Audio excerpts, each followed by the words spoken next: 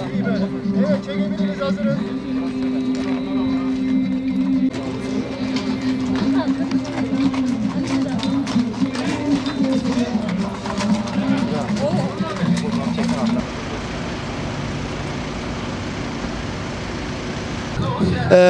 Biliyorsunuz pandemi kurallarını tam uyguluyoruz. Buna rağmen siz de görüyorsunuz alanda gerek belediyelerimizin gerek el sanatlarımızın gerekse milli geleneksel spor faaliyetlerimizin varlığı vatandaşımızın ilgisini otomatikmen yoğunlaştırıyor.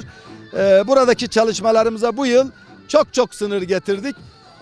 Derdimiz de bu, Allah muhafaza insanımız sağlık anlamında bir sorun yaşamasın olayıydı. Ama bizim için burada daha önemli bir vaka var. Buradaki etkinlikler, buradaki heyecanlar artık Ahlat'ta yeni Cumhurbaşkanı Külliyesi'nin oluşmasına vesile oldu. Sayın Cumhurbaşkanımızın yeni bir çalışma ofisi Şark vilayetlerine armağan edildi. Ülkeye armağan edildi. Anadolu'nun dirliğine vesile oldu.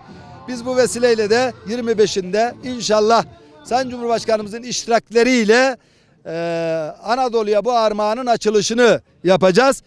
Bu birliğimizin, dirliğimizin sembolü Sultan Alparslan varisi Sayın Cumhurbaşkanımızın Sultan Alparslan anısına böyle bir şey inşa etmesi Ahlat'ımıza, ilimize, bölgemize çok hayırlı olmuştur. Müthiş bir iltifattır.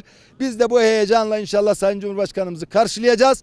Bölgemizdeki bundan sonraki çalışmalar öyle zannediyorum ki hem turizmde hem de ticari hayatımızda çok hayırlı gelişmelere vesile olacaktır. Basının buradaki katkısını görüyoruz. Doğru bilgilendirmeyi bir takım insanların algı operasyonlarına kurban etmeden yapacak ana unsur basınımızdır.